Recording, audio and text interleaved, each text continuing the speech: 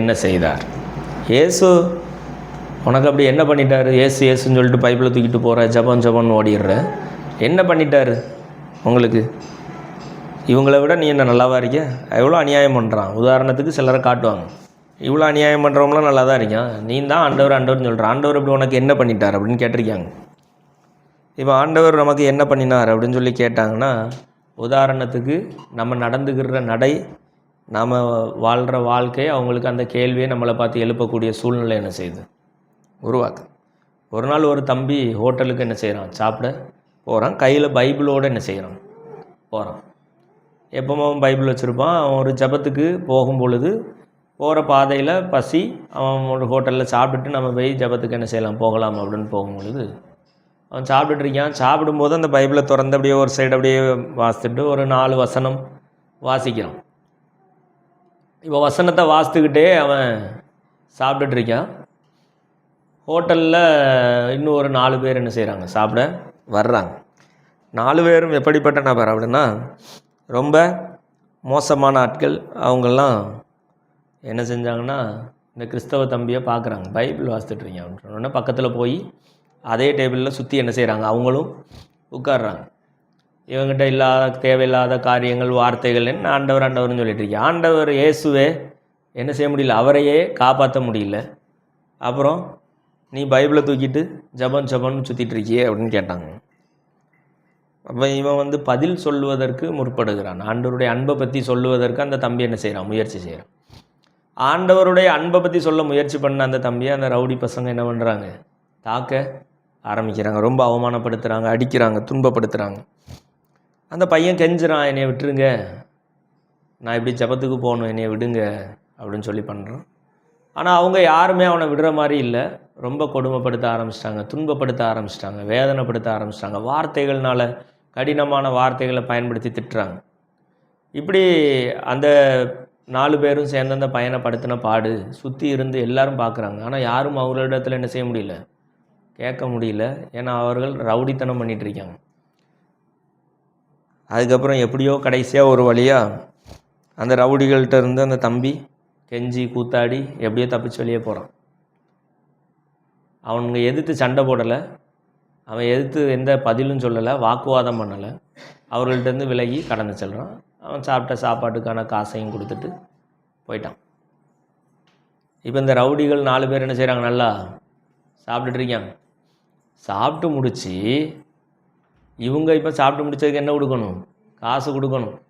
அவங்க ரவுடி பசங்க அங்கே இங்கேயும் சுற்றிக்கிட்டு வரும்போது காசை தொலைச்சிட்டு என்ன செஞ்சுட்டானுங்க, வந்துட்டாங்க. இப்போ இங்கே சாப்பிட்ட சாப்பாட்டுக்கு காசு கொடுக்கணுமே. அவன் இயேசுவை ஏற்றுக்கொண்ட பிள்ளை, இவன் சேட்டை பண்ணான், இவங்க ரவுடிசம் பண்ணாங்க, ஏற்றுக்கிட்டான், அவன் அமைதியாக போயிட்டான். ஆனால் ஹோட்டலில் சாப்பிட்டுட்டு அங்கே ரவுடிசம் பண்ணால் அவன் எப்படிப்பட்ட ஆள்னு இவனுக்கு என்ன செய்யாது, தெரியாது இல்லை. இப்போ இவன் என்ன பண்ணுறாங்க, 4 பேரும் பைசா இல்லாமல் திருதுன்னு முழிச்சிட்டு இருக்கும்போது ஹோட்டல் உரிமையாளர் என்ன செய்கிறார், இதை கவனிச்சுட்டு கேட்குறாரு, என்னாச்சு, சாப்பிட்டாச்சு, காசு இல்லையா அப்படின்னு கேட்குறாரு. இல்லை, இப்படி தொலைச்சிட்டோம், நீங்கள் சாப்பாட்டுக்கு காசு கொடுக்க வேண்டாம், நீங்கள் போங்க அப்படின்னு சொல்கிறாங்க. ஏன் போக சொன்னார்? அந்த முன்னமே அந்த கஷ்டப்படுத்தின அந்த கிறிஸ்தவ தம்பி என்ன பண்ணுறான், அவங்களுக்கும் சேர்த்து என்ன பண்ணுறான், காசை கொடுத்துட்டு போகிறான். அப்போது ஆண்டவரை ஏற்றுக்கொண்ட பிள்ளைகள் ஆண்டவருடைய வசனத்தை என்ன செய்யுது, கை கொள்ளுது. இந்த இயேசுவை ஏற்றுக்கொண்ட இந்த தம்பி தன்னுடைய எல்லா வேதனைகளையும், அவர்கள் மூலம் வந்த வேதனைகளையும் அவன் ஏற்றுக்கொண்டு ஆண்டவர் சொல்லி கொடுத்த வசனத்தின்படி அவன் என்ன செய்கிறான்னு தன்னுடைய வாழ்க்கையை கட்டி அமைத்து கொள்கிறான். அதனால தான் ஒருவன் உங்களை துன்பப்படுத்தினா அவங்களுக்கு பதிலாக நீங்கள் என்ன செய்யணும், துன்பத்தை கொடுக்கணும்னு ஆண்டவர் நமக்கு சொல்லி தரலை. அவர்களுக்காக ஜெபியுங்கள், அவர்களை ஆசீர்வதியுங்கள் ஆண்டவர் சொல்லி தந்திருக்காங்க. அப்போ இவன் என்ன பண்ணுறான், தான் சாப்பிட்ட சாப்பாட்டுக்கும் தன்னை துன்பப்படுத்தினவங்களுடைய சாப்பாட்டுக்கும் சேர்த்து என்ன பண்ணுறான், காசு கொடுத்துட்டு போகிறான். இப்போ இந்த 4 ரவுடிகளுக்கும் என்ன செஞ்சிருக்கும்,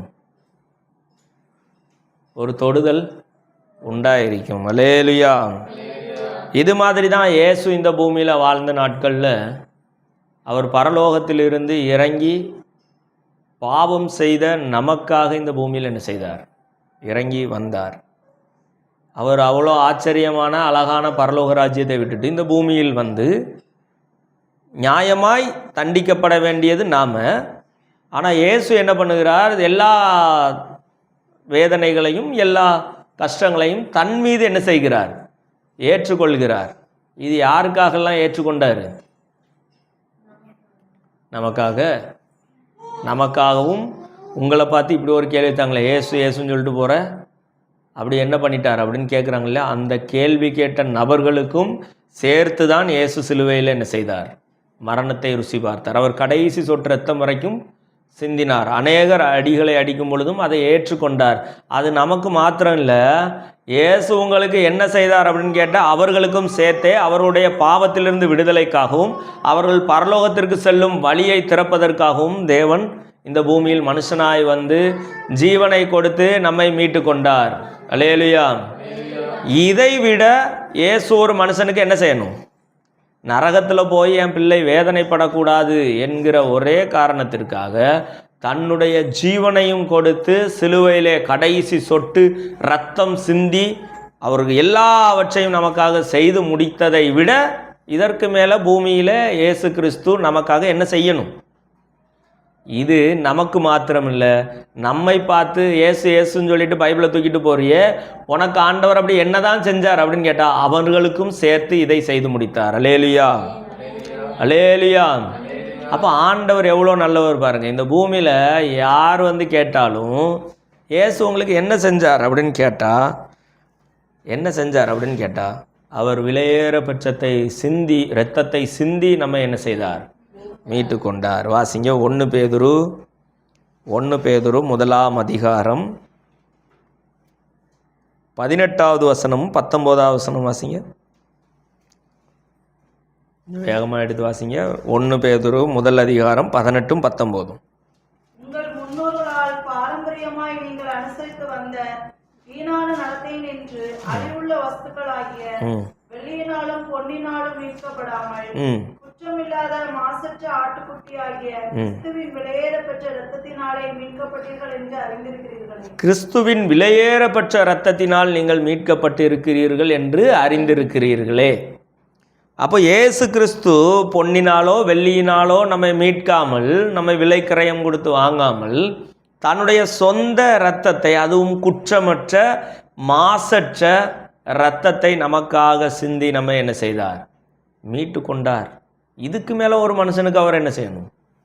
அடுத்த வசனம் வாசிங்க பார்ப்போம். வெளிப்படுத்தின விசேஷம் 5வது அதிகாரம் 9வது வசனம்.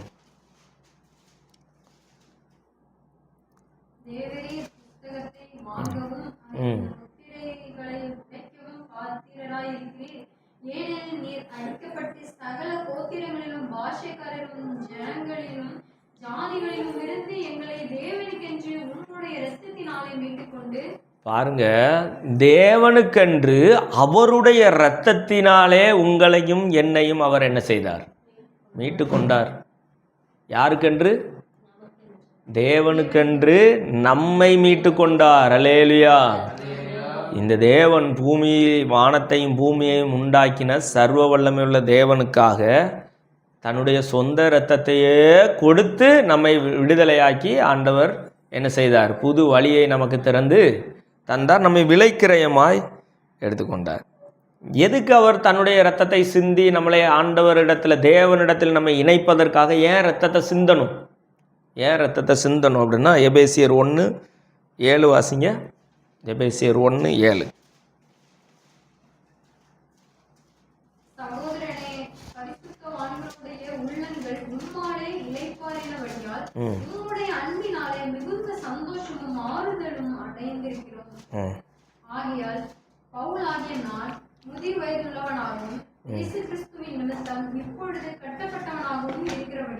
எபேசியர் 1:7 வாசிங்க. அவருடைய கிருபையின் ஐசுரியத்தின்படியே இவருடைய இரத்தத்தினாலே பாவ மன்னிப்பாகிய மீட்பு எதனால உண்டாகுதுன்னா இரத்தத்தினாலே பாவ மன்னிப்பாகிய மீட்பு இவருக்குள் நமக்கு உண்டாயிருக்கிறது. இந்த பூமியில் வாழ்கிற மனிதர்கள் யாவரும் பாவம் செய்து நரகத்துக்கு போவதற்கு முழு தகுதியுள்ளவர்களாக இருந்தார்கள். அல்லேலூயா. ஆனால் இயேசு கிறிஸ்து இந்த பாவம் செய்த நம்மை பிதாவாகிய தேவனோடு இணைத்து கொள்ளவும் பரலோக ராஜ்யத்தில் கொண்டு போய் சேர்ப்பதற்கும் அவருடைய இரத்தத்தை என்ன செய்கிறார்? நமக்காக சிந்தி பாவ மன்னிப்பு அப்படிங்கிற ஒரு உடன்படிக்கையை நமக்காக ஆண்டவர் என்ன செய்கிறார்? உண்டாக்குகிறார்.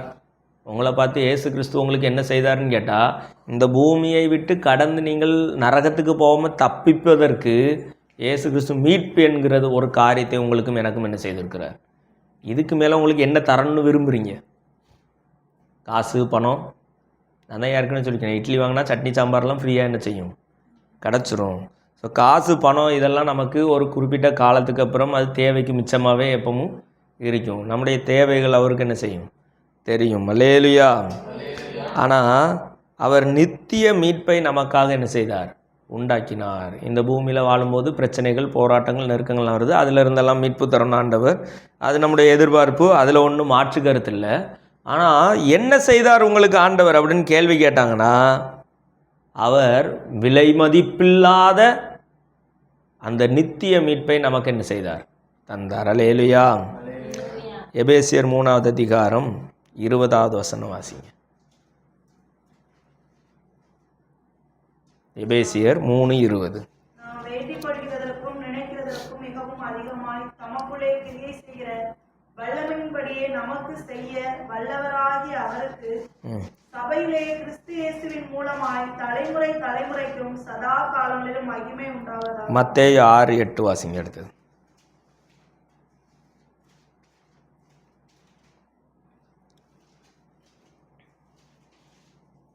அவர்களைப் போல நீங்கள் செய்யாதிருங்கள். உங்கள் பிதாவை நோக்கி நீங்கள் வேண்டிக் கொள்கிறதற்கு முன்னமே உங்களுக்கு இன்னது தேவை என்று அவர் அறிந்திருக்கிறார். நீங்கள் வேண்டிக் கொள்வதற்கு முன்னமே உங்களுக்கு இன்னது தேவை என்று அவர் அறிந்திருக்கிறார். இதுக்கு முந்தின வசனத்தில் வாசிக்கும் பொழுது எபேசியர் 3:20 பார்த்தோம், நாம் வேண்டிக் கொள்வதற்கும் அதிகமாய் நமக்கு தருகிற தேவன் அப்படின்னு பார்த்தோம். அல்லேலூயா. உங்களுக்கு என்ன தேவைன்னு அவருக்கு தெரியும். நம்ம வேண்டிக் கொள்வதற்கும் அதிகமாய் அவர் செய்வார் அப்படின்னு சொல்லியும் நமக்கு வசனம் என்ன செய்கிறது? சொல்லுது.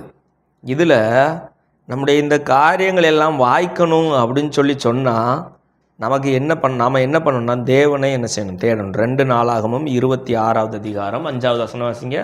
2 நாளாகமும் 26வது அதிகாரம் 5வது வசனம் வாசிங்க. 26:5. தேவனுடைய தரிசனங்களில் புத்திமானாய் இருந்து சகரியாவின் நாட்களிலே தேவனை தேட மனதினங்கி இருந்தான். அவன் கர்த்தரை தேடின நாட்களில் தேவன் அவன் காரியங்களை வாய்க்க செய்தார். அவன் கர்த்தரை தேடின நாட்களில் தேவன் அவன் காரியங்களை என்ன செய்தார்? வாய்க்க செய்தார். அல்லேலூயா. அப்போ ஒரு மனிதனுடைய காரியம் வாய்க்க வேண்டும் என்றால் அவன் செய்கிற காரியங்களில் அவனுக்கு ஜெயம் வேணும்னு சொன்னால், இல்லைனா உங்களுடைய காரியங்களில் உங்களுக்கு ஒரு முடிவு தெரியணும், இல்லைனா காரியம் வாய்க்கணும், ஒரு முயற்சி செய்கிறீங்க அதனுடைய வெற்றி கிடைக்கணும் அப்படின்னு சொன்னால், வசனம் 2 நாளாகமும் 26:5 அழகாக தெளிவாக சொல்லுது. அவன் கர்த்தரை தேடின நாட்களில் தேவன் அவன் காரியங்களை வாய்க்க. அப்போ உங்கள் காரியம் வாய்க்கணும்னா முதல்ல நீங்கள் செய்ய வேண்டியது தேவனை தேட வேண்டும். வசனம் அப்படி தான் நமக்கு சொல்லுது. நாம் ஆண்டவரை தேடும் பொழுது அவர் நம்முடைய காரியங்களை எல்லாம் வாய்க்க செய்கிறவராய் இருக்கிறார். சங்கீதம் 118:25 வாசிங்க. சங்கீதம் 118:25.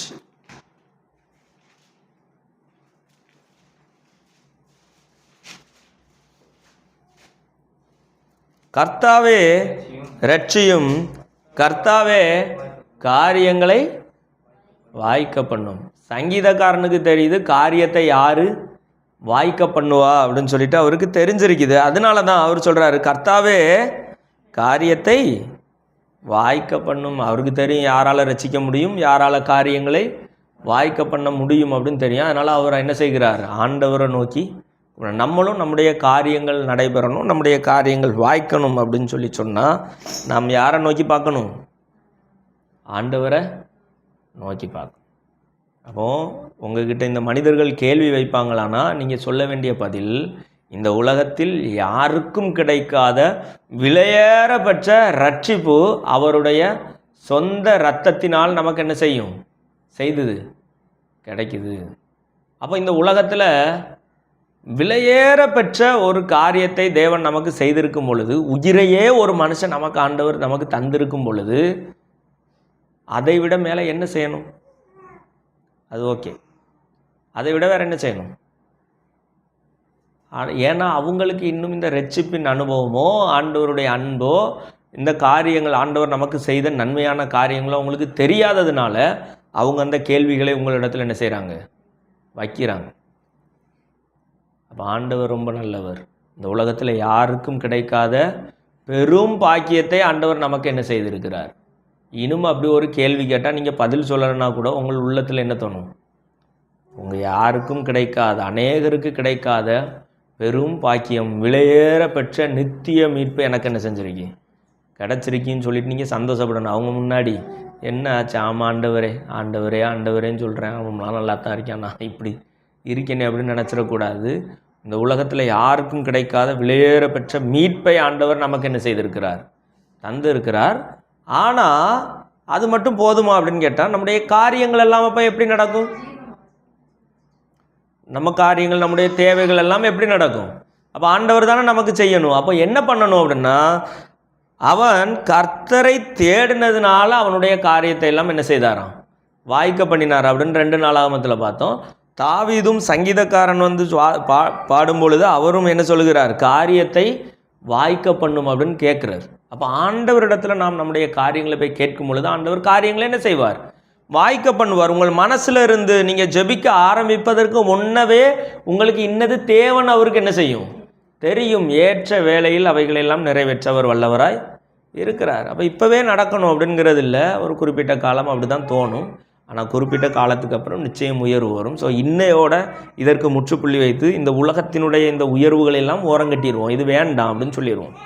ஆண்டவர் அதுவே நமக்கு வந்து என்ன செய்யும்? வந்து சேரும். ஆண்டவர் அதற்கான வாய்ப்புகளை ஏற்படுத்துவார். அல்லேலூயா. நீங்கள் யார்கிட்டையும் போய் நிற்கக்கூடிய சூழ்நிலை. ஏன் அப்படி சொல்கிறேன் அப்படின்னு சொன்னால், ஒரு நல்ல ஜெபம் பண்ணுற ஒரு அக்கா, ஆண்டவருக்காக நிற்கிற ஒரு அக்கா, அவருடைய வீட்டுக்காரர் வந்து ஒரு குடிகாரர். டெய்லி வந்து வீட்டில் பிரச்சனை தான் என்ன செய்யுது? நடக்குது. என்ன பண்ணாலும் இவன் ஜெபம் பண்ணிட்டு தானே இருக்கா, ஆண்டவர் ஆண்டவர்னு சொல்லிகிட்டே இருக்காளே, ஆண்டவர் ஆண்டவர்னு சொல்லிகிட்டே இருக்காளேன்னு சொல்லிட்டு ஏதாவது ஒன்று பண்ணணும் அப்படின்னு சொல்லிட்டு தன்னுடைய மோதிரத்தை கலத்தி, இதை நான் தொலைச்சிடக்கூடாது, அதனால் நீ என்ன பண்ணு, பத்திரமா வீட்டில் வை அப்படின்னு சொல்கிற. இந்த அக்காவும் வாங்கி என்ன பண்ணுறாங்க? பீரோவில் கொண்டு பத்திரமா வச்சுட்டாங்க. வச்சதுக்கப்புறம் மறுநாள் என்ன பண்ணுறாரு அந்த ஆள்? அதை இவரே போய் என்ன செய்கிறாரு? திருடிடுறாரு.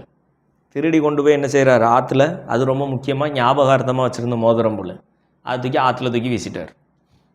ஆற்றுல தூக்கி வீசிட்டு அவரே வந்து கேட்குறாரு, ஆண்டவர் ஆண்டவர்னு சொல்லிட்டு இருப்பாலே, இன்றைக்கி இதுக்கு ஒரு முடிவு என்ன செய்யலாம், கட்டிடுவோம் அப்படின்னு சொல்லிட்டு வர்றாரு. அந்த மோதிரத்தை கொஞ்சம் எடுத்துதா அப்படின்னு. நீங்கள் தானே பத்திரமா வைக்க சொன்னீங்க, திரும்ப வந்து கேட்குறீங்களே. இல்லை, இனிமேல் நான் பார்த்துக்கிறேன், நீ எடுத்தா நான் பத்திரமா வச்சுக்கிருவேன் அப்படின்னு. இவர் போய் அக்கா தேடுனா மோதிரத்தை காணும். அது வேறு அங்கே எங்கே இருக்கும்? அவர் தான் தூக்கி ஆற்றுல தூக்கி வீசிட்டாரே, அப்புறம் அது கிடைக்காது இல்லையா? ஆற்றுல தூக்கி வீசணுன்னே இவங்க பயந்து போய் நிற்கிறாரு. இவர் உட்காந்து வெயிட் பண்ணுற மாதிரி வெயிட் பண்ணிகிட்டு இருக்கார். ரொம்ப நேரம் கழித்து மறுபடியும் கூப்பிட்றாரு, மோதிரத்தை கொண்டு வா. இன்னும் என்ன பண்ணுற? வச்ச மோதிரத்தை காணும் அப்படின்னு சொல்கிறாங்க. வச்ச மோதிரத்தை காணும், மோதிரத்தை காணும் அப்படின்னு சொன்ன உடனே இவங்களுக்கு பயம் அந்த அக்காவுக்கு. இவருக்கு கோபம் வர வேண்டிய அவசியம் இல்லைன்னா எடுத்து தூர போட்டதே இவர் தான். சும்மா ஆண்டவர் ஆண்டவர் ஜபம் ஜபம் சொல்லிட்டு வீட்டுக்குள்ளே வந்து எவன் என்னத்தை தூக்கிட்டு போனானோ தெரியாது, நீ இந்த மோதிரத்தை தூக்கி என்ன பண்ணியோ தெரியாதுன்னு சொல்லிட்டு அடிக்க ஆரம்பிச்சிட்டார். துன்பப்படுத்த ஆரம்பித்த பிறகு இவங்க போய் என்ன பண்ணுறாங்க? அவர் போய் குடிக்க போயிட்டார். இவர் மறுபடியும் போய் இந்த அக்கா ஜெபம் பண்ணது, ஆண்டவரே இப்படி ஆயிடுச்சு, அந்த மோதிரத்தை எப்படியாவது என்ன செஞ்சுருங்க, கண்டுபிடிச்சி தாங்க ஆண்டவரே அப்படின்னு சொல்லிட்டு ஜெபம் பண்ணுறாங்க. மறுபடியும் இந்த மனுஷி அழுது ஜெபம் பண்ணிகிட்டு இருக்கும்போது அது ஒரு என்ன பண்ணுறாரு? குடிச்சிட்டு வீட்டுக்குள்ளே வந்துட்டார். குடிச்சிட்டு வந்து மறுபடியும் என்ன பண்ணுறாரு? அந்த சகோதரியை தாக்குறார். அந்த தாக்கி விட்டாச்சு. இப்போ இனிமேல் என்ன பண்ண மாட்டா, இவ ஜபம் பண்ண மாட்டா அப்படின்னு அவர் நினச்சிட்டு விட்டுட்டார். மறுநாள் காலையிலே இவருக்கு சமைக்கணுமே. அப்போ அந்த பக்கமாக மீன் தெருவில் வந்து மீன் வியாபாரத்துக்கு வந்த ஒரு அக்கா மீன் என்ன செய்கிறாங்க?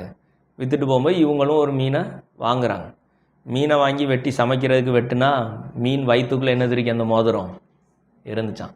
அந்த மீன் அந்த ஆற்றுல பிடிச்ச மீன் தான்.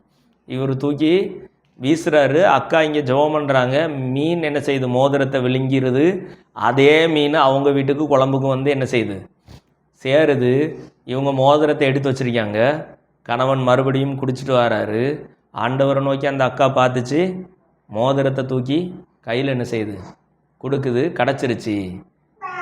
எப்படி கிடச்சிச்சின்னா, அதே மோதிரம் கவனிங்க, அதே மோதிரம் மீனுடைய வயிற்றுக்குள்ளே இருந்துச்சு அப்படின்னு சொல்லும்போது இவருக்கு பெரிய ஆச்சரியம். நம்ம அந்த ஆற்றுக்குள்ளே வீசணும், இவ ஜெபம் பண்ணுறான்னு துன்பப்படுத்தணும், இது வேண்டவே வேண்டாம் அப்படின்னு நினச்சோம். ஆனால் வீசின மோதிரத்தை அந்த மீன் விழுங்கி அது கரெக்டாக நம்ம வீட்டுக்கே வந்து எப்படிடா சேர்ந்துச்சு அப்படிங்கிற ஆச்சரியம் அந்த மனிதனை என்ன செஞ்சான், மாற்றுச்சான். இயேசுவை ஏற்றுக்கொள்ள வச்சுச்சான். அப்போ காரியங்களை வாய்க்க செய்ய அந்த சகோதரி என்ன பண்ணாங்கன்னா, அவங்களுடைய காரியம் வாய்ப்பதற்கு கர்த்தரை என்ன பண்ணாங்க, தேடினாங்க. அவர் காரியங்களை வாய்க்க செய்கிற தேவனாய் இருக்கிறார். நீங்கள் வேண்டிக் கொள்வதற்கும் அதிகமாய் உங்களுக்கு செய்யக்கூடியவராய் இருக்கிறார். நாம் வேண்டிக் கொள்வதற்கு முன்னமே நமக்கு இன்ன தேவை என்று அவர் அறிந்திருக்கிறார். அல்லேலூயா. அப்போ இதுலேருந்து என்ன புரியுதுன்னா, இந்த உலகத்தில் உள்ளவர்கள் எல்லாருக்கும் கிடைக்காத பெரிய பாக்கியம் நமக்கு என்ன கிடச்சிருக்குன்னா, விலையேறப்பெற்ற ரட்சிப்பு என்ன செஞ்சிருக்கி, கிடச்சிருக்கி. அவர் விலை மதிப்பில்லாத இரத்தத்தை நமக்காக சிந்தி மீட்பை ஆண்டவர் நமக்கு என்ன செய்திருக்கிறார், தந்திருக்கிறார். இனி நம்ம மனசுலேயே நம்ம இந்த கேள்வியை இனிமேல் எடுக்க மாட்டோம். ஏன்னா இந்த உலகத்தில் யாருக்கும் கிடைக்காத ஒரு பெரும் பாக்கியத்தை தேவன் நமக்கு தந்திருக்கிறார். அவரே இந்த பூமியில் இறங்கி வந்து நமக்கு மீட்பை நமக்கு தந்திருக்கிறார், இரட்சிப்பை நமக்கு தந்திருக்கிறார். விலையேறப்பெற்ற இரத்தத்தை எனக்காக இயேசு சிந்திருக்கிறார் அப்படின்னு சொல்லிட்டு நம்ம தைரியமாக என்ன செய்ய போகிறோம், சொல்ல போகிறோம். அதற்கு அடுத்த கட்டமாக வந்து நம்ம என்ன சொல்கிறோம், நம்முடைய தேவைகள் அப்போ இவங்களுக்கு முன்னாடி நம்ம வெட்கப்படக்கூடிய இடத்துல அவங்கக்கிட்ட கையேந்திர நிலவரத்தில் ஒருவேளை நாம் இருப்போமானா, ஆண்டவர் நாம் வேண்டிக் கொள்வதற்கும் அதிகமாய் செய்ய வல்லவராய் இருக்கிறார். ஏற்ற காலத்தில் ஏற்ற காரியத்தை செய்ய அவர் வல்லவர். அவரை தேடுகிறவர்களுக்கு காரியங்களை வாய்க்க பண்ணுகிறவராய் இருக்கிறார். அல்லேலூயா. எல்லாரும் கண்ணை மூடி ஜெபம் பண்ணுவோமா?